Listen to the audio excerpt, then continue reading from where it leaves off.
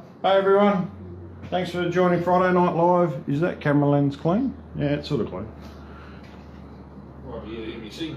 Hey Dean, how are you mate? Alright, thanks for joining Friday Night Live. We'll just let a couple more people sign in. What's happened this week, Bill? We're gonna. I need you out here because you're gonna ask me a question. Ask away. All right. We should put out the disclaimer. The printer is about to fire up, guys. So hit me with your best comments on the printer. I'm looking forward to it.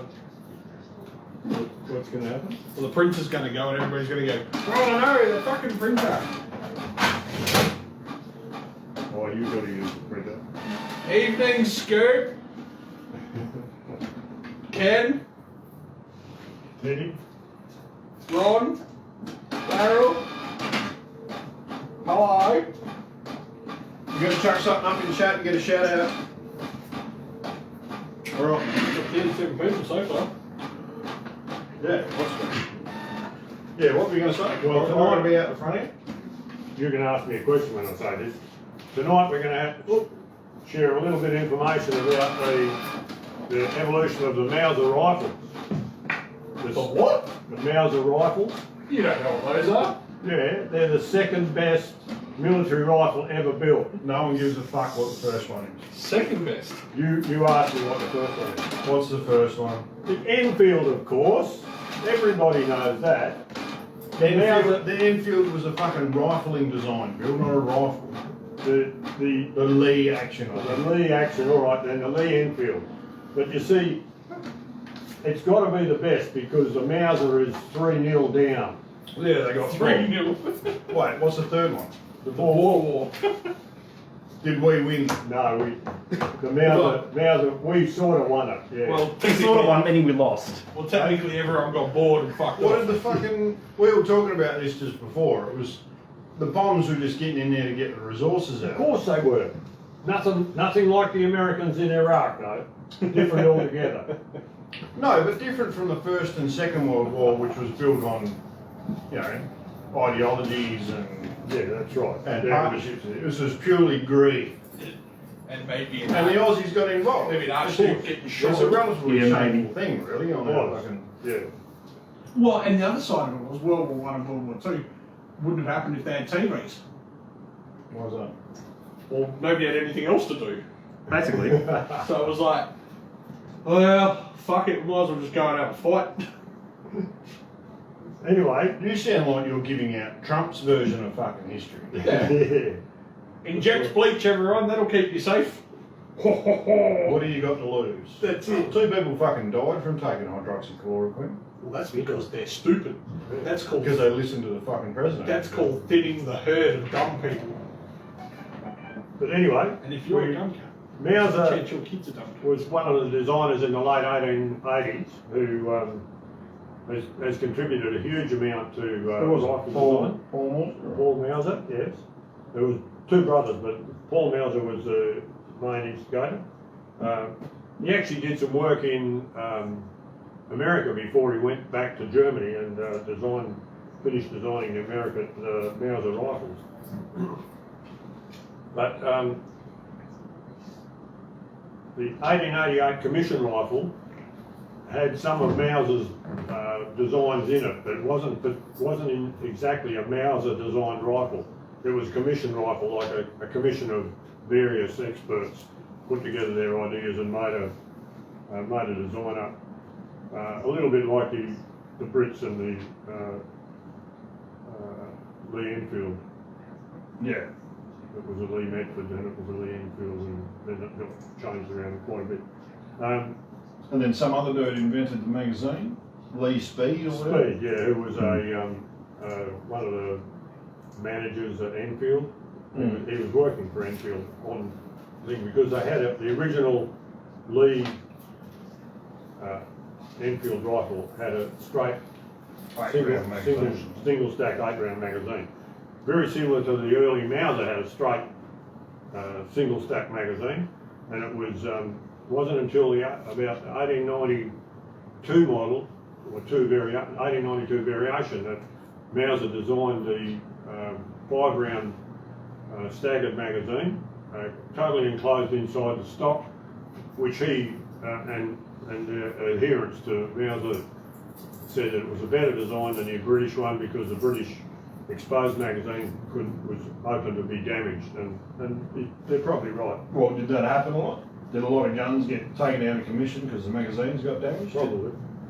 I would imagine in the trench warfare, I would imagine, dropping them on things to fire over mountains and things like that. Mm. But because I know there was a former, like a block of metal that fitted inside a Enfield magazine to knock all the dents back out of it. Yeah, It was one of the tools that they had in the thing. But here we have a variation, quite a variation. A Model 96 Swedish Mauser. Why do you want to talk about that one first? No, I don't. Aren't we talking about this in chronological order? I was just going to point out what we have here. Okay. And this is 1894, 1895, perhaps. 1893. 1893, 4, 5. Well, it's got the flat bolt. I reckon it's 3. Yeah. Somewhere around there. But they called it, actually called it 1895 when they they're sold wrong. it. Huh? Yeah, they're wrong. Of course they are, Zaine. I fed him and everything today, and he's just in a prick of a mood. That's a Blazier rifle, it's called. It was a presentation rifle. Ludwig Lowe and DWN sold the bores during the late 1890s, sold the bores about 36,000 rifles. The Boers were gearing up. They knew the Brits would be all over them sooner or later. And it was quite often the factory would present a mayor or a leader of a militia or something like that with a trophy rifle. And this is one of them. And it, going by the proof marks, it found its way back to England and then eventually found its way back out here to Australia. And after talking to an old Boer farmer that I knew back in the 1990s, he asked me about finding Boer Mausers here in Australia, and I found a couple for him. And one of his comments to me was, yes, those damned Aussies were a little bit light-fingered, weren't they? So, but he took it in great stead. These are a series of actions here, and these are all Mauser 98s, but they vary. Here we have what is called a short Mauser 98. It's not the Kurz model. This is a Mexican 7x57. This one got the Mexican crest on it. Yeah, Mexican crest, made in 1939. The Mexicans had their own factory by then that was manufacturing them. The early ones were made in Germany, of course. But these are what is known as a small ring Mauser, and it has the small ring Mauser small thread, as opposed to large ring Mauser, which you can see is fatter in this area here, around the thread area where the barrel tenon screws in, and it is a correspondingly larger thread. These are typically 0.980 of an inch. These are typically about 1.1 of an inch. You mean 25 mil and 28 mil? No, I don't actually. No, you don't? Oh, No, okay. because Let's go fuck myself. funnily enough, these are 12 TPI Whitworth form threads in here. The Germans must have bought some British machines when they decided to start making. Yeah, so the thread diameters were metric, but the pitches were imperial. Yeah. Because they were made on British machines. I guess that was the reason. In those days, they wouldn't have had machines that would cut metric and imperial threads without changing the gear setup in the gearbox, probably. I don't know how sophisticated the machines were that they used back in those days. But that's a small ring Mauser made in for the Mexican Army. There's a small ring Mauser made in Danzig, which is now in Poland. But that was where one of the arsenals that the German or Prussian army used in those days. This particular action is made in 1911, and it's stamped Car 98 on the side. So it would have been a Mauser 90, long rifle Mauser 98. But notice, even though that's a small ring Mauser, the Danzig has the large ring Mauser thread in it. So there's huge amounts of variations on the way these things were made. The Turks did exactly the same. They had a contract manufactured in Germany, and they were all large ring Mausers. Then they built some themselves and reconditioned a lot of the rifles themselves. The ones they built themselves, they had a large ring Mauser, small ring thread. Don't ask me why, but they thought it was a good idea at the time. One of the things that you'll notice different between a couple of these, that one there. I know what you're looking for. Okay. I know what you're looking for. Yeah. On the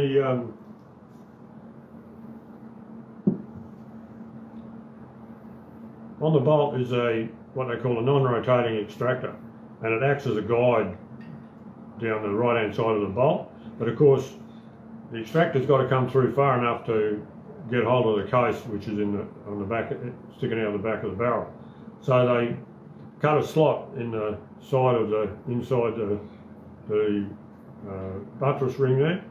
Why would they do that though? Why would they have that buttress ring in there? Well, funnily enough, we all set barrels up on the shoulder of the action, but in those days, they set the barrel up on that collar inside the action at the bottom of the thread there. Don't ask me why. It So the face of the barrel is what? Yeah, the Is face what hits the shoulder. That's right. Yeah. So Yeah. Okay. I think it was an expedient in the manufacturing of the rifle, because they could make that collar a definite distance to the locking lugs, and then they could make the locking lugs to the face of the bolt, make them same. I've heard a lot of different stories about why they do that. But anyway, so the early ones you'll find are nearly all what they call C-ring Mausers, whereas that later one, this one is made by Fabrique Nationale in Belgium, and probably made after the war, but it's been ground, so I can't tell you what year it was made, but probably made in the late 40s, early 50s. Fabrique made quite a few. There's another little feature on this that I'll point out in a moment. But this one was made with 2 slots, because it was just easy to make a brooch that would cut 2 slots. And it's only got a half ring at the bottom, half ring at the top. But another little feature on this rifle is that this was, and you can tell this is made after the end of the Second World War, is that they have a little notch in the face of the front bridge, whereas this Brazilian large ring Mauser, which is the same dimension as the Fabrique Nationale one, doesn't have that little notch. That was made for an 8x57 or 7x57 perhaps, but more likely 8. No, Mexican. no, this is Brazilian. Oh, Brazilian. Yeah, Same thing. no, it's not. But Yeah. this action was Well, made speaking to Brazil- suit 30-06 rounds, and 30-06 Speaking overall Mexican. length is slightly longer than 8x57. And so they put a little notch in there so that when you filled the magazine with a stripper clip, the projectile points would miss the front bridge. Those industrious bastards. So they were. And there's So another- that one's going in the fucking bin because someone's drilled it and tapped it for a scope base, then filled the holes and welded the fucking thing up. Yeah. if you look in there, they drilled a hole straight through the C-ring. God. And fucking... Yeah. It's a piece of rubbish, that. I'm sure you can make a bottle opener out of it. Yeah, you probably could, yeah. What did we say that's getting so many likes? Hey? Probably talk about There's Brazilians. Big old chunk of frozen shit. That action. Yeah, It's good to know. good to know. It's been asked what actions are strongest out of the Mausers. Well, definitely large ring Mausers are the strongest of the Mausers, but out of the large ring Mausers, there are certain ones that are stronger than others. Now, generally speaking, if you've got a full C-ring Mauser, it's going to be stronger than an action that's made that's not a full C-ring Mauser. But even within the full C-ring Mausers, the later ones were made out of better steel than the early ones. The ones that were made during the war were made and weren't hardened correctly because they were trying to get them out as quick as they could. So some of them aren't as good, but generally speaking, Mauser 98 would be stronger. You agree? Yeah, that was 98. This one, this particular action here is Argentine, made by DWM in Berlin. These were very, very sought after. I remember reading a fair bit about them, Argentine, and they were, Like the rest of the Nazis in Argentina. they were made in Germany under contract and sent to Argentina, of course. And I went 7.6. No, 7.65 Argentine. 7.65 Argentine, which was a 30 caliber, funnily enough. They take 308 projectile. Yeah. Yeah. But, well, 7.65 would be the minor diameter anyway, not the major diameter. But one of the funny things about these was they were quite often provided in what they called in the white, not blue, not done anything. And I was one of the books I've read about them is that they spent 7 hours per rifle polishing them before they were shipped to Argentina. Fuck that. Yeah, amazing, really. But they would. But that was the contract. You know, the contract specified that they'd be polished. So the Germans polished them. But yeah, in Mauser's progression as he refined his Apparently Scoop says the Brazilian's better because it's been waxed. And then he laughed at his own joke. So. he does that. Well, it was a pretty good joke, let's be fair. Yeah. Good idea. Yeah. Well, there's nothing worse than a hairy Mauser. That's right, yeah. As you can see here, the 1893-45 bolt out of the Plaisir rifle, it's got a flat base to the face of the bolt. And Did they forge them, not machine them? I guess so. Oh, they would have been machined afterwards, yeah. Yeah. They would have been forged. It's fucking beautiful machining though, isn't it? Oh, yeah. For its age. Yeah, fantastic. This rifle probably hasn't been shot very much, if at all. And Brian hasn't shot it. No. I think I shot it once. Did you? Oh. Yeah. Who's Brian? The 1896 Swedish Mauser is just a round cylindrical bolt. They both have the staggered 5-shot magazine, so there's nothing to do with that. Yeah, they just thought they peeled rounds out of the mag better. That's right. The idea was that this would pick up the rounds out of the magazine better. But Makes no fucking difference, really. technically, it makes no difference. When you think about it, there was still a lot more theory going on in the 1890s than there was, Yeah, absolutely. 130 years on. Yeah. What's the other major difference between the 98 and the 96, Bill? So going from the 93 to the 96, there was a few changes, but fuck all. Yeah. But then 96 to 98, what did they change? Quite a bit. The 98 has got an extra lug. It has the 2 lugs on the front of the bolt that lock it up. It has what they call the safety lug that turns into a groove in the back of the action, so that if you have a failure of some kind, rare as it may be, but it does happen, this lug will stop the bolt coming out and hitting you in the face, or slow it down at least. So, but one of the other things that went from the 95 action and bolt to the 96 is Mauser put a guide rib on top of the bolt. So when it's being pushed forward, it follows a little groove in the rear, in the underneath of the rear bridge. Hang on, we can't see that on the camera. Oh, sorry, you can't see that. We can see it on the bolt, yeah. Yeah, you can see it on the bolt. Yeah, that was one of the improvements that went from the 95 to the 96. Went to the 98. There was a lot of little improvements on the 98. The 96 was a push to cock action, whereas the 98 is a open to cock action. So it actually cocks the firing pin on the lifting of the bolt handle. There was an awful lot of development going on in the 90s, wasn't there? Oh, huge amount of development on weapons in the late, in the 90s. Oh, but just Mausers in particular. There's a lot of little funny things on these that people don't seem to realise.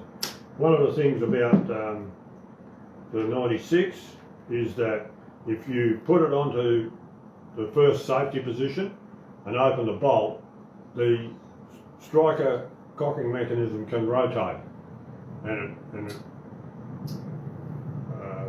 Mauser must have thought about that. Well, even if you don't put the safety on, it can do that. Right? Even if you don't put the safety on, it can do that. You can do that, yeah, that's right. Whereas on the 98, he introduced a little plunger in the cocking piece, in the cocking shroud. So unless the bolt is shut and that little plunger is depressed, you can't unscrew the shroud and the firing pin and cocking piece. Also, one of the things he introduced in the early on in the piece was this great wing safety that he put on it. So when the bolt is shut, ready to fire, if you've left the safety on and then you pick the rifle up to fire it, you won't be able to see the sights because the safety's in the right in the middle of the sight picture. So it was an indicator to the soldier that he wasn't really ready to fire. He had to take the safety catch off. The same thing applies in the Model 98. A few of the other features in the 98 to the 96, that's a firing pin out of a 96, 95, 96, all the early ones, and that's a firing pin out of a 98. You'll notice that this one has just got a collar that retains the spring, the same as the 98, but the 98's got these two little projections on the face of on the front part of the gas ring. And so what happens when you lift the bolt, these little lugs actually force the firing pin back away from out of the face of the cartridge, and unless the bolt is completely closed, the firing pin can't hit the cartridge because these little lugs have to fit into recesses machined inside the bolt body. So if you happen to have the bolt only partially closed and the trigger releases the striker, it won't fire, and therefore it saves you from copping a heap of gas in the face or the rifle ejecting a bolt or something like that. Another tiny little feature that very few people will notice is another, it'll be impossible to see here, but in where the ejector slot is cut in these in the left-hand bolt lug, he leaves a little ridge in that slot at the back of the slot, so that when the bolt is locked up, the buttress in the action actually seals that slot up, so that if you have a case rupture, no gas is going to escape down past that, through that slot, because directly in line with that is the slot in the rear bridge, and behind that is your face. So it's just another little piece that he's thought of during development of this particular rifle, of the Model 98. Now the Model 98 is made in 3 major configurations that the Germans made, plus a short, a Kurz, they call it, a short action. But they made them in the overall length in 8.5 inches. This is funny because this all comes out of an American book, I'm afraid. 8.5 inches, 8.25 inches was their shorter one, which is the Mexican. Where have you hidden that? What, that's in your hand? Oh, beg your pardon, it is too. That's the longer one. Yeah. 8.5, 8.75 and 8.25, all in inches. And that's from the front screw to the back screw. Yeah, front screw to the back screw. Yeah. Yeah. So because they had different magazine lengths as well. that's right, the different magazine lengths. Because the 8x57 needed the 8.5 action, and the 7x57 only needed the 8.25 action. So the Mexicans actually built a where have you hidden that? The Mexican one, huh? The Mexican Mauser. One in your fucking hands, that one? Yeah, no, the bolt I was looking for. Oh, sorry. Yeah. With a bent down bolt handle. It's a true 98 with a safety lug, the plunger to stop the bolt body from bolt shroud from unscrewing, Wing safety. with the wing safety, the little Flange on little safety flange here in the extractor ejector group, the guide on top of the bolt, with a non-rotating extractor. And if you wanted to build a custom rifle in 308, 243, 7x57 of course, or any of those shorter cartridges rather than the long 3006 8x57s, that style, these Mexican actions are a good choice because they're. Nathan asked what sort of pressure will the 98 handle? Well, typically they were about 45 to 48,000 psi cartridge, the 8x57, and they would probably handle 55,000 psi. Yeah, because 308, 243 is a 55. That's right. Well, I mean, some of them they turn them into 375 H and H, and I know they function at only lower pressure, but it was a lot of thrust. They've got more area. Yeah, Yeah. there's a lot of thrust. Yeah. So I mean, if you are going to convert something to a modern hot cartridge, you'd want to use a good action. yeah. It wasn't 98. Well, you'd want to use a good action. I probably wouldn't use a Mauser 98. No. You know, if you want to build something like a high performance caliber, not a classic caliber, then I probably wouldn't use, you know, a classic rifle. But a Mauser 98 is plenty good enough for, you know, 243, 308, 3006, 7x57, 22-50, any of that sort of stuff. But I mean, Roy Weatherby in the 50s was blowing these things up. That's why he invented the Mark V. Yeah. But he was running silly pressures. He was running 70, 80,000 psi and blowing them to pieces. Yeah. But And the second part of his question, I think the modern Mausers, they're based on the 98. They're very similar. yeah, you can buy a new Mauser nowadays, like a new Model 98. I think the M12 is very similar to the 98. Oh, they actually make a Model 98 still, Oh, okay. which I'm pretty sure is like Yeah. to the original spec. That's right. But a lot of them are like commercial Mausers, which are very Yeah. very different. They're not like military pattern. That's right. You can get military pattern, but That's, you get more choices as well. this is an action which I believe is a modern manufacture. It doesn't have anyone's name. Looks like a Bruno. Is it a Bruno? No, I don't think so. It's a proper Sebring, Yeah. but it's got nothing on it at all. I suspect it's made in Spain. It's got British proof marks. It's got British proof marks on it. So the Brits, Parker Hale is what that might be.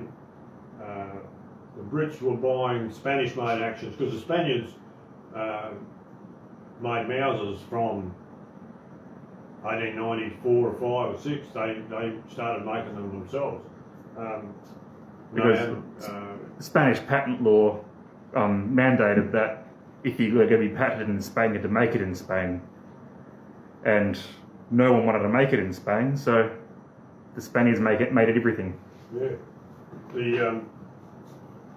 The Spanish actually, their early contracts, Model 91s, 2s and 3s that they bought from the Germans.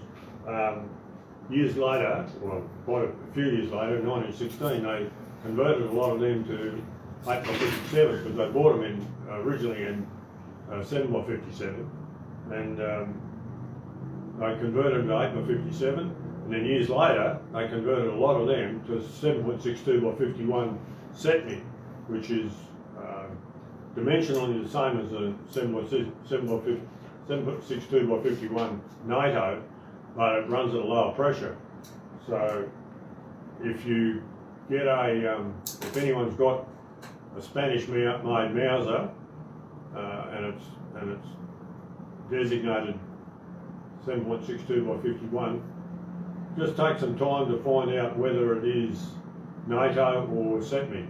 I don't know whether there's been many imported into Australia. I just remember one of my best mates bought one in 1975 or earlier, 72, and it was Spanish-made carbine in 308. That's all we knew about it, and we built a heap of 308 rounds through it, but it never came apart. Not what you use. Not what I was using it anyway. And years later he lost that. We've got another question. Will the Mauser action be superseded within newly developed rifles such as Ruger and Kimber? No, Kimber and Winchester. Ruger, Kimber and Winchester.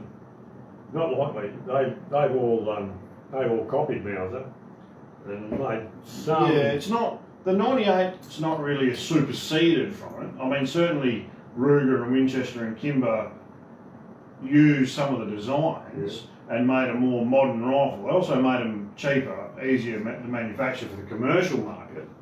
None of them are full C-ring for a start. No, but it's like asking, does a modern, VE Commodore supersede an FJ Holden? Like it's not in your life. Not for people who like FJ Holdens. I mean, it's a better car, but it's almost probably not worth as much. Like an FJ Holden would be worth a bit if it was in good nick, wouldn't it? Well, you're the wrong person.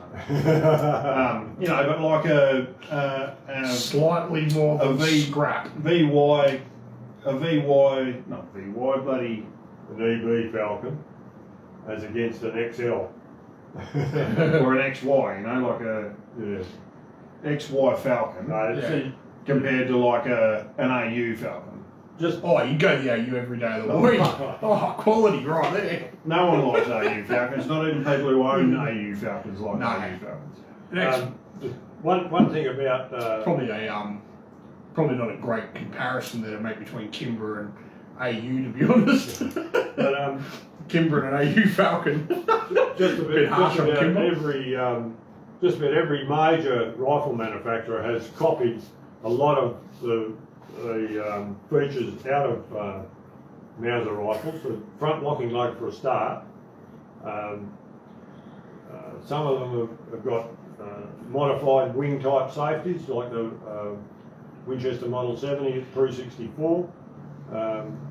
Used the same type of extractor, a big non-rotating extractor. And then they went to the newer U-Butte model, and it didn't quite make the grade. Just Remington, Ruger. Well, Rugers and Winchesters are pretty much a rip-off, you know what I'm saying? Like, they all use non-rotating bolt extractors. They use some sort of plunger way of not rotating the shroud. Yeah. They're open cocking piece. They're not a closed-in cocking piece. That's right. Yeah. Flat bottom, integral recoil lug. Yeah. There's a lot of things about a Ruger and a Winchester and which they rip directly off a Mauser. Yeah. Remington, not so much. Remington different extractor. Yeah. The bolt lugs are bigger. They use a round action. They use a cut in the lug as a guide instead of a non-rotating guide. Yeah. You know, there's a lot of things about a Remington which were different. Yeah, that's right. It's funny that because Remington straight after the war. Yeah, Remington weren't control round feed. Yeah, that's right. Yeah, well, that's one of the things about the Mauser. They're all controlled round feed, which was pretty important for military rifle. Well, so they believe. So they believed, anyway. But it stopped. And it really wouldn't matter so much in a rimless round anyway. It was only controlled round feed in a bloody Lee Enfield would have been a much more useful device because of the rimmed round.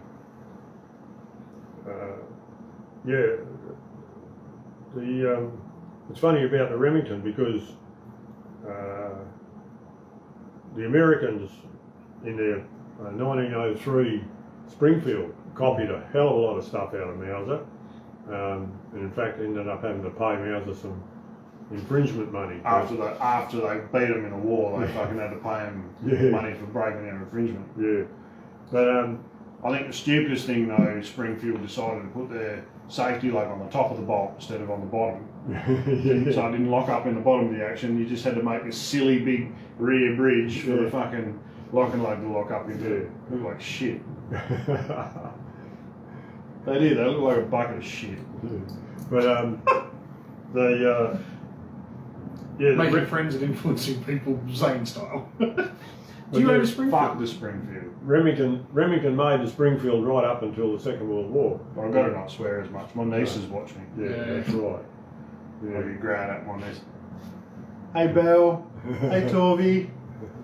And then during the Second World War, they made the Patton 14 and then the M17 for the Americans, the Patton 14 for the Brits and the M17 for the Americans. Straight after the war, they had heaps and heaps of bits left over, I suppose, and they made what they called the Remington Model 30, which was just a M17 with the ears cut off that protected the rear sight, with that looked much more like a Mauser with a different size, height, front and rear bridge, and they sold them in 30.06 and one or two other calibers, I think.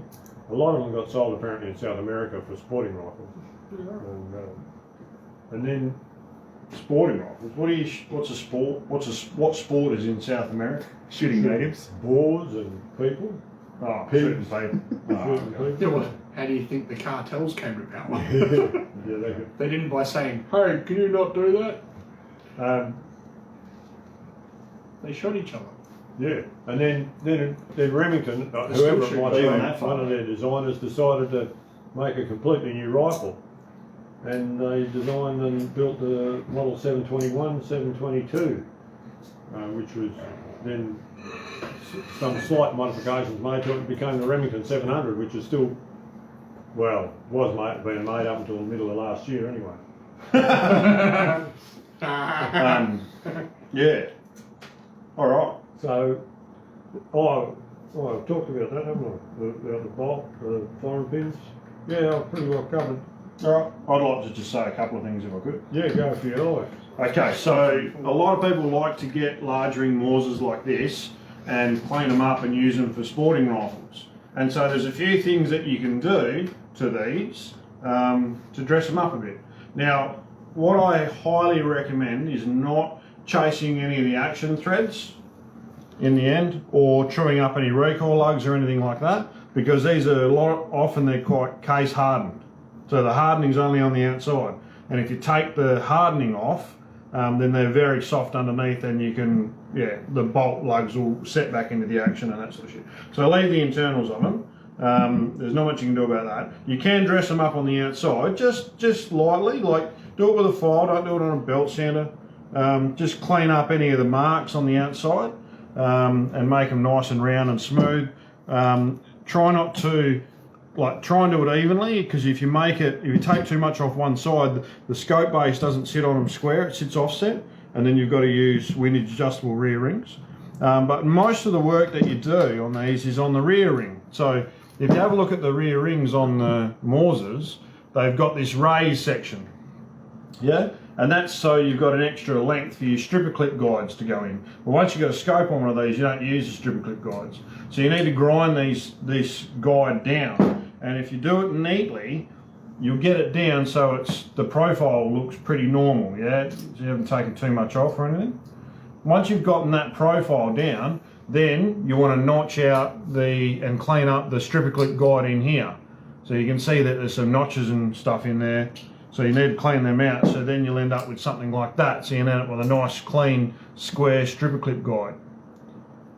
Once you've done that, then you can mount scope bases on it. Make sure you do it in a mill, and you get them perfectly in line, because there's a lot of scope bases that we get, like a lot of rifles come in, and they can't zero the rifles because the scope bases are offset to each other.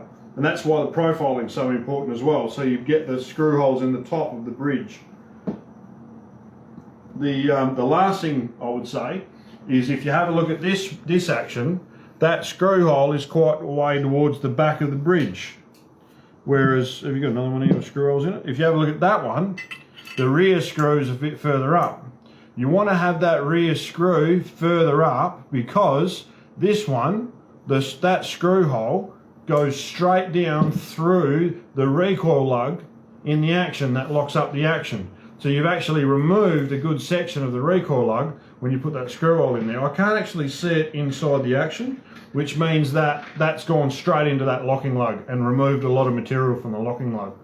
So you don't want to do that. You want to make sure that you get that rear screw away from the locking lug. You want it to go in front of the locking lug, and when you put the bolt in there, if you look through the hole, you should be able to see the bolt through the hole.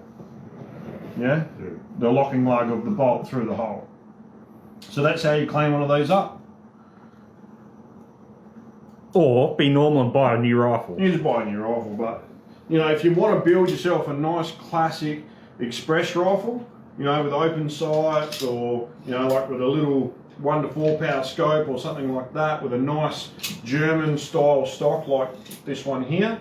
So this one's got the panels on the side. It's got the pancake cheek piece with the very rounded checkered pistol grip on it.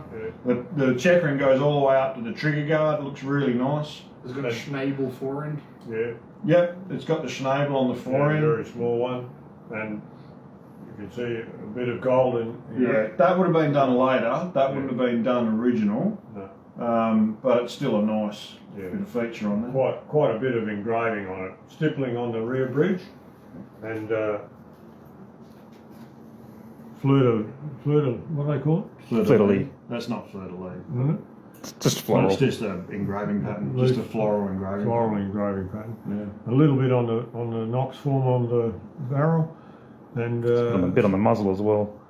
Yeah, right out on the muzzle. Oh yeah. Which I reckon really sets it apart. You know. And the Brits, in their wisdom, have put on the side of here when they proofed it, 7x57mm, 18.5 tonnes to the square inch. So that's what it was proofed at, 18.5 tonnes. Multiply that out by 2,240 and tell you how many PSI. There's a calculator right there. Oh. What am I doing?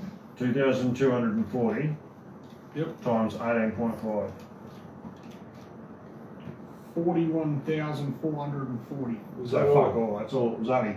It's only very. But that's a light. small ring Mauser. Yeah. So almost 42,000 PSI on a small ring. Yeah. I was actually going to come up with that. I didn't need the calculator for that. I was going to fuck find off.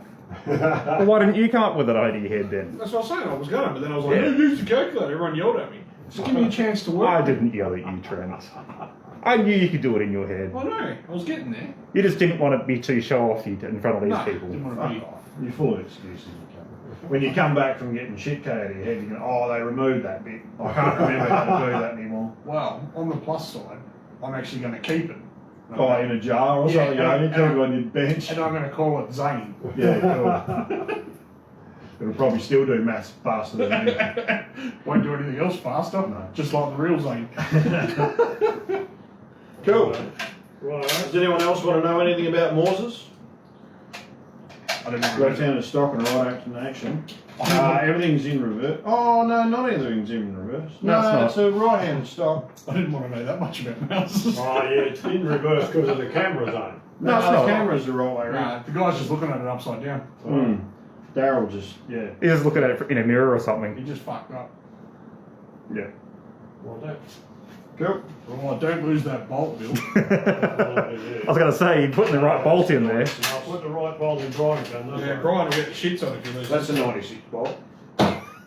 Yeah, I don't know where it comes from. probably a That's 96. the right one. What's the serial number on that gun? 52, 652. No, this is 613. Oh, this is 642. Yeah, that one's right. Well, this one's probably out of mine, 96. 613. On the plus side, doesn't really matter. I haven't seen Brian all the years. No. I think you're going to say it doesn't matter if it's out of Zed's gun because he's not going to put it together. Yeah, well, that's true. He's not going to shoot it. We've never actually used it for anything, but That's a cop today. Well, you know, fishes out of plenty, so. He does dish it out. that's it. You got to have a thick skin if you're going to Yeah. make fun. If you're going to work here, you've got to have a thick skin. Yeah, that's right. If you're a pussy, you're not going to get Some fired. people don't even make it through the audition phase. No. We have to, at the end of our presentation and our audition, we have to give people 15 minutes to decide if they want to fucking leave. if they want to work with us. Yeah, just like, oh, fuck this. Just walk out. I don't have time for this shit. Any other questions? I'm not sure I want to work I with don't think we've had any. Where the hell is What the are you- giraffe? Good there. What giraffe? Where's the giraffe? I don't know. Probably poking his neck in where it doesn't belong. Go. Alright. What have we got to talk about tonight? Well, we've got a couple of interesting. I've got a couple of things. So if you want to go first, Well, you go first. my main one first up was going to be about the discontinuation of one of my favourite scopes. But, Yeah, go on. Yep. So, Leupold have discontinued quite a few scopes. That's because they're bringing out Hey, have you got a new one. But the Leupold VX3i LRP is now gone, discontinued. No more. So So, you said that last week, don't you? yeah, And the week before. but I'm still disappointed by it. No one gives a fuck. Man. No, they do. Next 2 weeks. No, they do. They do. They do give a fuck. So, we actually have 3 left. And I don't think there's too many left in Australia either. We've got 3 left. So there you go. But yeah, discontinued. Tomorrow is going to be when Leupold is apparently going to introduce the rest of the new ranges to us.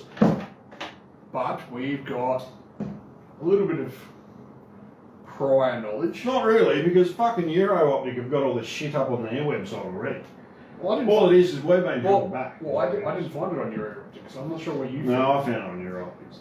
But I think a lot of their shit is they're guessing. They're They're guessing. not actually. They're using old data and stuff and just guessing at stats and yeah. I mean we've got some pricing and whatnot. Fuck off, Teddy. What was Teddy say? Ted said I look like Nugget off the Bow Repairs ad. I was actually going for the same look that you've got, Ted. Fucking move back here. No, it's my phone. You can't read my phone. You can't read anyway. Yeah, so they're coming out with the Mark III, the VX3 HD instead of the 3X. The VX3i They got rid of the I and changed it to to HD. But the Mark III one is the one that we've been sort of waiting for because we're hoping that they're going to be replacing the LRP with something better. Close. Yeah, I thought they were just going to do a brand change. Yeah, like a VX3 HD LRP or something like that. But so far, the only Mark IIIs that we've found don't have first focal, No. which is a little bit disappointing. So 8 to 24 24 and 6 to 20? 6 to 20? No, 6 to 18 it was. 6 to 18. Yeah, Yeah, it can't be 6 to 20. 6 to 18 by 50, 8 to 24 by 50. Yeah, but not in first focal. Still run a TMR reticles in both of them. You've also got the option of, in some of the smaller ones, going for illuminated fire dot, Yeah. but no first focal. But we'll see as we get more information coming through, they may have a first focal model and we may get more specs on it to know how much adjustment they've got in their tubes and that sort of stuff. I really hope they do have something that'll replace the LRP, because Yeah, that because was the LRP's had 85 mm of adjustment in it. yeah, And that was good, you know, it was handy. yeah, for a 30mm main tube, that's massive, you know. It's not massive, but it's... Well, when you compare it to the other, like a lot of the other scopes on the market, it's not left behind. No. That's for sure. I mean, But we don't want something that's only got like 50 mm adjustment. no, what a schwarro. Yeah. No, well the you know, like the Night Force NX8 and the NXS, they had a little bit less and a little bit more than that. So the Night Force NX8 running at 90 MI, I believe, off the top of my head. So really, truly, you know, and that's a In scope 30 mm? in a 30mm, Yeah. but that scope is $1,500 to $1,800 more. The other thing is that if you... The amount of adjustment in the tube is set by the bulkiness of the erector system. And generally speaking, the bulkier the erector system, the less adjustment you have, but the bulkier the erector system, the more light transmission you have.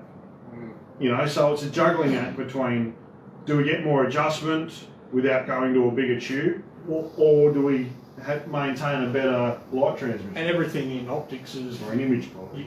you get no free lunch. Oh, that's it. There's no... You give up something to get something else. Yeah. So that's what it is.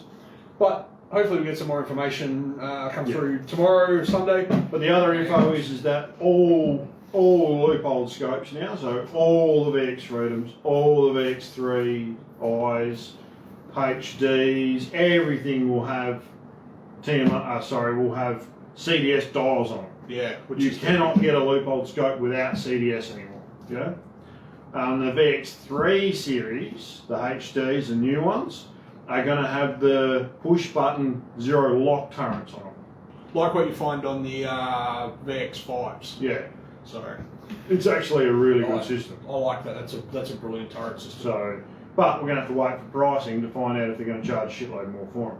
We already know the Mark IIIs are going to come in at like $1,300. Yeah, around that. Which is like $700 cheaper than what the LRPs were. And that's the big ones. The small ones are going to come in a little bit less than that. Oh yeah. Like the 3 to 9s.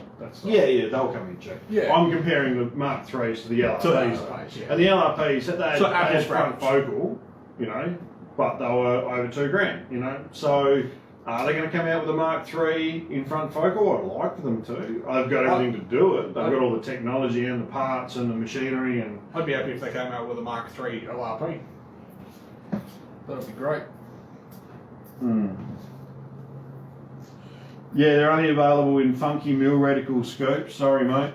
We can't go back to 1965 and make you a scope, mate. Even Bill laughed at you. Single turn. Oh, happy birthday this year, Scoop. For those people who don't know, Scoop's turning 60 this year. He probably didn't want everyone to know that, but fuck you. I think he had that last week, didn't he? Yeah, we told everyone last week. Yeah. Oh, did we? Yeah. He just wasn't here. When's his birthday? All year, apparently. December. Is it? think So so. we got all till December to I think it's remind him December. every week. Is it December, 60 Scoops? this year. I'd be a shit friend if I didn't know when your birthday was, mate. It's all right because Trent's turning 40 this year as well. Yeah. What else? What else did we say? Oh, the Adler, the B220s. Okay, so all the B220s are coming with 7-shot mags now, 7-shot mags now. not 5-shot mags. So pretty much anything that you'll find in the new shipment will all be 7-rounders. So that's pretty cool. We've still got tubes here we can convert your 5-rounders to 7-rounders if you want. Only on your straight pull stuff though. On the straight pull, none of your no way. levers. But yeah, they're going to be coming through with 7-shot mags. Yep. That's pretty cool. I don't know what else you've got to talk about. Nah. Alright, well then we'll talk about what I want to talk about. Alright, let's talk about what you want to talk about. I'm going to grab my paper. Have a look though. Have you seen how many people are watching us live? No. Absolutely awesome, you guys. Awesome. So, this is what we've been chasing. We've got 49 people watching us right now, which is actually more than we've had for It's the like last... 30-40% more than last Yeah. week. So that's awesome. Absolutely awesome. So I've got the results from last week. We spoke about how Jarrahdale were holding a Bipod challenge. So the Jarrahdale bench rest guys, they normally shoot all their bench rest rifles and that sort of stuff. They had a Bipod challenge. So you come down, shot off a Bipod, 100 metres, 200 metres is what they shot. And I've got all the scores here. I'm not going to read names out, but Jim won it. I'm not going to read names out, but Jim won it. I'm not going to read out his last name. No, I don't want to identify specific people. So Paul came second, and so did Billy Bob came third. yeah, but how many fucking Pauls are there? If I say Trent came first, I'm not going to identify you. You led with. I'm not going to read out his name. I'm not going to read out his full name. Is what Well I mean. done, Jim. Okay, let's go back a bit. I'm not going to read out his full name, so he gets identified by people who may know him and don't know that he owns firearms. Oh yeah. Which is the important thing, because we don't want him to get broken into and have his shit pitched. Well, that's true. So, Big J, give him a nickname then. If that make you feel better? Yeah, it's feel better. Big J. Big G. Big J, Big G, Big S. He won, but apparently he didn't shoot one card, so he should have actually lost. Oh. And so the Big G should have won it. He came in second apparently on here. But his aggregate was 0.76 of an inch. And so they allow for 200 metres. So what they do is they aggregate 100 metres, aggregate 200 metres, and then half the 200 metre ones to make your full aggregate. So that's an idea of like 0.76. And that's like, well done, that's a good group, especially over considering you shot, 10 groups of 5 shots. So, it's a good aggregate.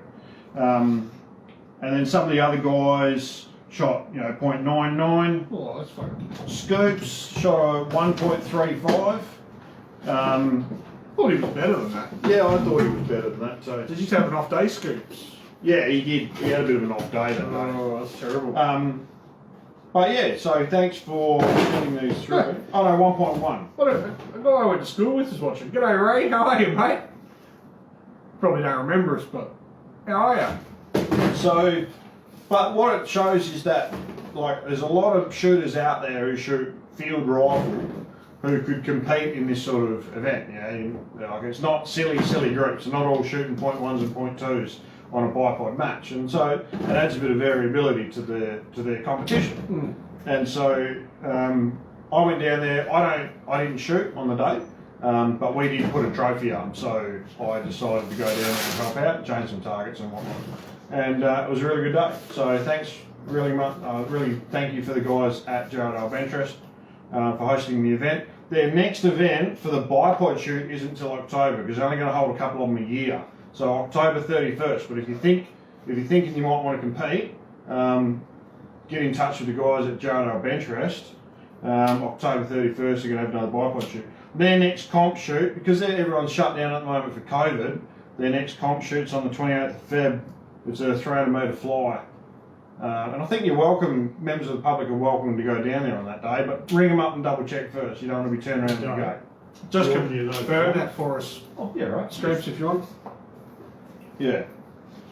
So really, thanks to the guys at Jarrahdale, did really well. David Kerr was actually shooting down there for the guys who know him from Progress Equipment, and he came third last.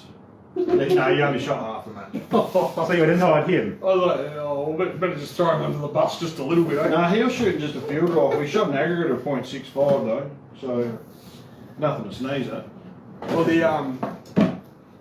He's just shooting around. He wasn't even shooting his bat action. Mr. Griswold, the guy that's right into his Perth Hunter Class, Yeah. he wants us to go down. He reckons there's we've got to take on the Creedmoor and the Wisdom guys and see whether we can beat them or not.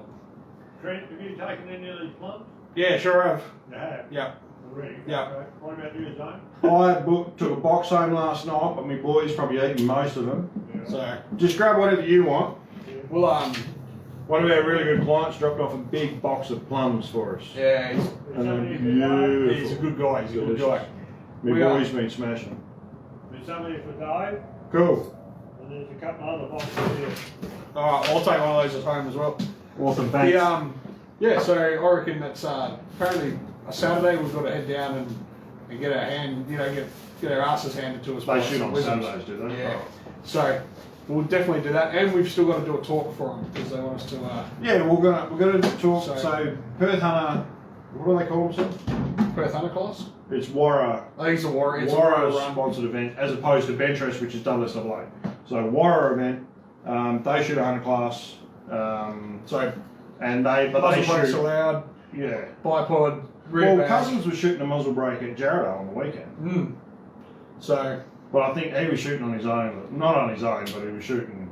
definitely something that we're interested in, and Nathan, we are definitely trying to come up with a talk where we'll sit down and I gotta actually get do the rules. I gotta get a copy of the rules. He actually sent me through the rules yesterday. Oh, I sweet. just haven't had a chance to have a good look through them. Yeah. It seems pretty simple. Like it's basically got to be a factory rifle, something that you haven't, Yeah. hasn't How built. far are they shooting out to?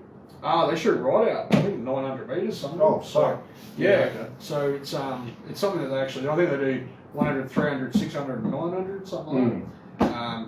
Actually seems like a bit of fun, and there's a lot of people on the page. So last time I looked, there was nearly 300 people on the Perth Hunter page. Yeah. So a lot of guys getting into it. It's probably something that's really sort of taking off because not everybody wants an FTR or an F-class rifle.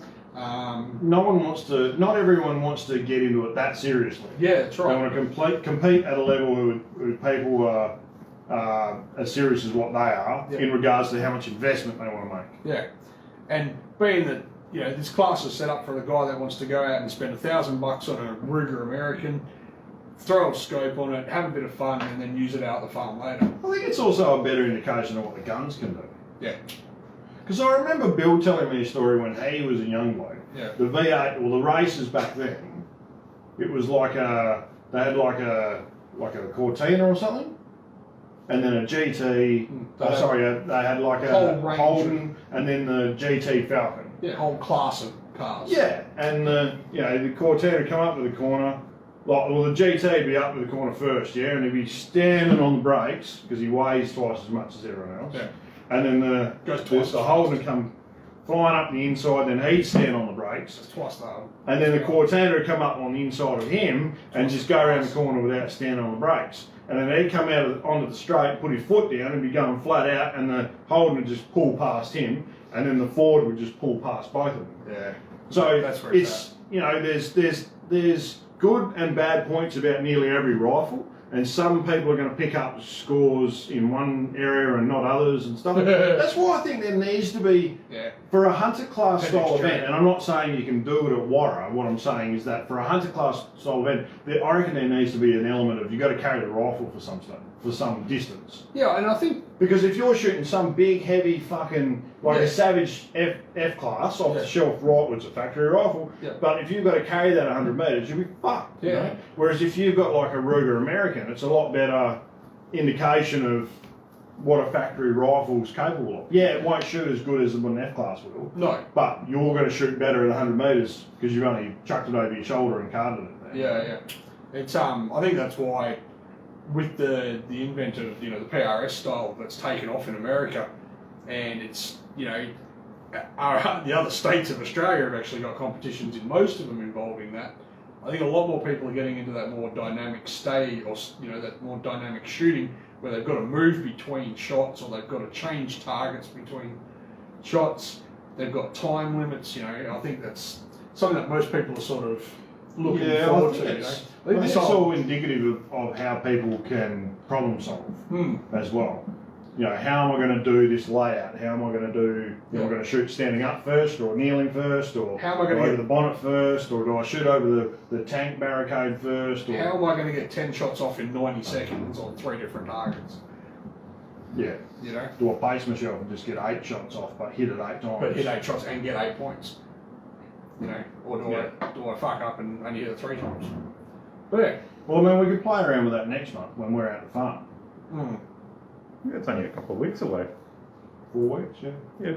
We'll play around with that a bit then. I've still got to take a couple more mates out there. You haven't got any mates. Nah. Who's paying you to take them out the farm? Yeah. That's what it is. People. Right, who are you paying to take you them? are. You're paying people to be you your are. friends. I'm not paying shit. Yeah. I pay your wages. That's right. That's basically it. Yeah, you'll be paying my wages to take 2 of our clients out to the farm. I should make you pay me to be your friend, mate, is what I'm saying. Or you're not worth it. I'm not. I want to go shopping, good friends. Old man's got a farm. Yeah, that's Good it. bloke to know. That's it. You're like the mate with the Xbox. Yeah, that's it when you're a kid. I don't like it, but he's got an Xbox, so I'll go around there. Yeah, that's Got it. an N64. I'll hang out with him. Yeah, got a Nintendo 64. I wouldn't hang out with you otherwise, but... Alright, what else you got? I did have something else, but I can't remember what it was. Oh, the last thing is, I just wanted to say our thoughts go out to everyone who got caught in the fires. One of our clients in particular got caught in the fires and lost everything. So quite a couple of nice cars, as well as his house and all his belongings.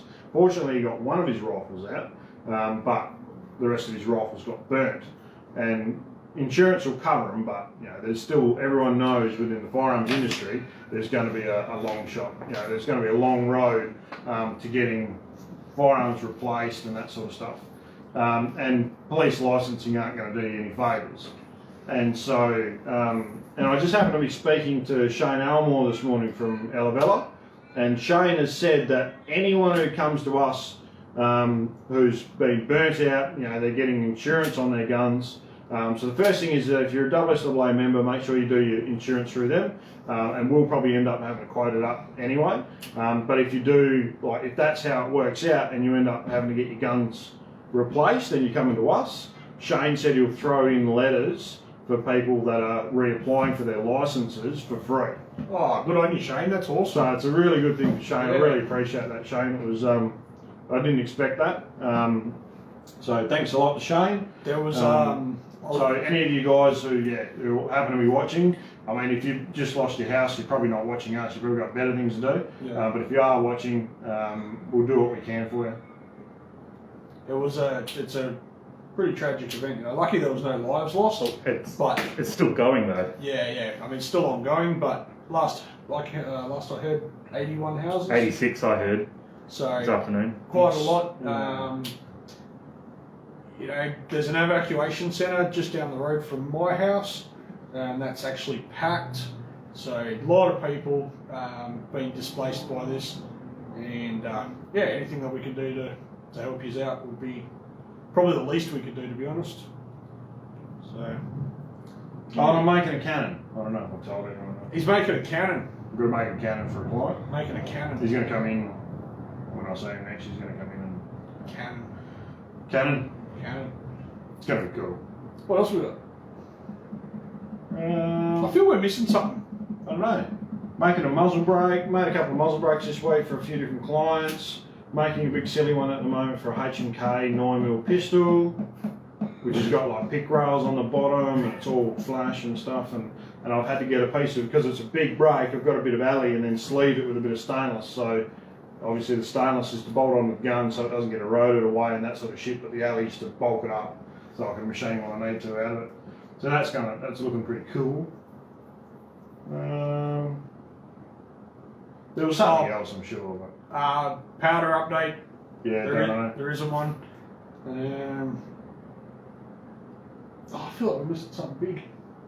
I put that up on the specials are up on the page if you wanted to have a look. Yeah, if you they're in the newsletter. They'll be on Facebook. Oh, they're in newsletter, cool. Yeah, a few of you guys have already Not that we're taken here to fucking flog anything, but yeah, no, there's not much else going on. Nah. Nothing else going on. There was something, I feel there was something else going on with Naya. Like there's Leupold, but then there was something else. There's bloody heaps going on with Naya at the moment. Like I was looking at their page today, there's all these new products popping up. And, Yeah. But their Maybe range is we'll always collate a bit of changing. that and talk about that. Nathan, what do you want to know about Howell, mate? I think he wants to see the He's got Howler He's got a couple. in the APC. Oh, in the APC. I've already locked it away. If that's the one you want to see, the one in the APC. Sorry, mate. But yeah, I'm making this cannon in 45 cal. But what I really want to do is make one in like 3 In inch. like proper. Yeah, Yeah. like a proper 3-inch cannon. Yeah. We spoke about We'll this. take it We down. should build a fucking wooden boat and chuck it out on one of the lakes in the city. No, why don't we just take it down to Freo? We'll just shoot at boats that travel past. Yeah. Arrgh! We'll call it a timekeeping cannon. Just raise the bloody skull flag and fucking go to town. Yeah, that'd be sick. boom, shoot like 3 How flash long? balls. How long do you reckon before we get arrested? Oh, about half an hour. I don't reckon. I reckon it'll take longer than that. But I reckon that they might, know to come here now. I reckon if we get an old wooden boat and stuff, but as soon as when the cops rock up, we put an outboard on it and fucking. So, Simon from Free Range follows us now. Oh, cool. He's a good mate. Hey, of Simon. mine. He's turned into a good mate of mine. He reckons, what about the A22R price drop? That's price drop because no one gives it. Yeah, because no one wants them, mate. That's why the price drop. Sorry, Cubus. I thought they If were you- going to go huge when they first got released. If you want to They're at the salvage, right price and everything. if you want a Savage A22R, A17R, or a 22 Magnum R, let me know. They are on fucking ridiculous prices at the moment. Why do you reckon they didn't take off? I don't know. I reckon it's purely just the design of them. Because we've had a couple out the farm. Yeah, they One in work 22 really mag well. and 22, and they shoot accurate. Like They're a good little gun. they're quick and they're fun. We gave one and away. they're Oh, cheap. we gave one away. The guy's actually got a license and it moved out the door yesterday. Oh, sweet. That Yeah. only took us. I think it's just So- it's just a new product, and the shooting community is a little bit conservative. Yeah, but I think it's the Adler lever actions went off nuts when they first came out. It's It was a new lever product. action. It's not new. The new Howard 22LR, yeah, I've got 3 on order. I don't know when I'm going to see them. Oh, okay. Simon reckons because they are rough as fuck. Yeah, They're that's alright. a bit harsh coming from a Kalgoorlie lad, to be honest. No, if you take, they've got 2 springs in the catches. If you take one of the springs out, they still work, but they're a lot easier to use. Yeah. I remember that They're you. rough and ready, but I remember that you were looking at making a whole lot of additions to it, and you and Bill were going to have a competition as to who can make the best. Maybe, we were, yeah. maybe now that they're cheap, maybe you two could look at doing that, and Yeah. we could live stream that. Maybe you could remove the lever at the front and just put it all on the trigger. well, I was going to make it on the grip. Oh. So you just squeeze the grip, and it goes click, bang, click. Well, bang. maybe that can be a regular feature on the show. Why don't you just put it next to the You know, trigger? you're Keep my gun. A little Yeah. trigger next to the trigger. No, when you release the trigger, when the trigger goes forward, Oh, then it it shuts it. Then bang, shoot, bang, shoot. Or maybe, release. or maybe you could have it so that the recoil operation of the gun recocks it, and it's a Can- bump stock. No one cares about Bump stock, Bagar. yeah. Only the that's- Spanish care about Bagars. That's not something that's... Yeah, we can't do that. Who makes Bagar? Oh, they're American, but Oh, okay. yeah. I think they started Spanish, but they made it American, I think. But no one cares, Ken. 22 Magnum. No one cares, Ken. Only Oh, have I? only rich people like you own Bagars. I think someone bought one in because they bought one for their daughter. For the And we- daughter.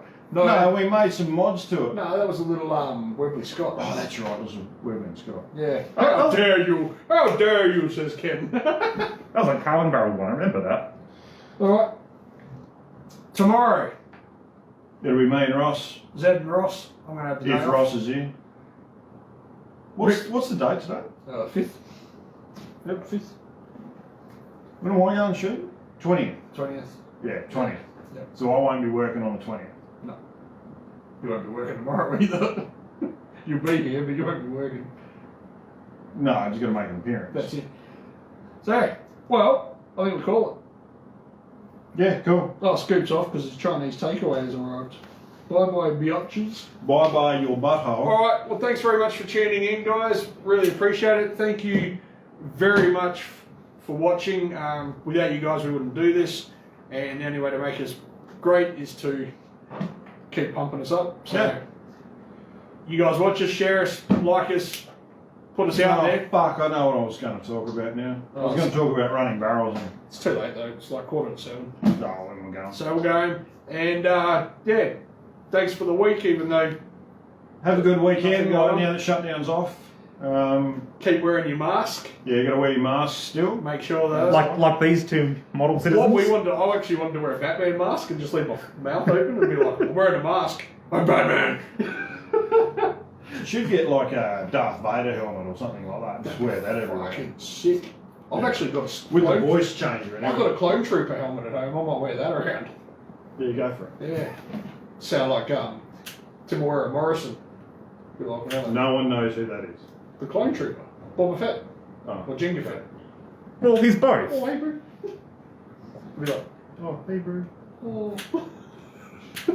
Would have been funnier if he did that in the movie. Wouldn't it? Oh, and Just he comes into the room. We're all cloned off this man. Oh, hey, bro. The whole Fucking Korg sitting there as well. the whole clone army walks in and goes. Oh, hey, bro. Like 5,000 guys. I'm the guy. What? That'd have been Krager. Yeah, it's too long, Jake. I'm not reading that whole sentence. All right, we'll catch you later. So, Have a good weekend.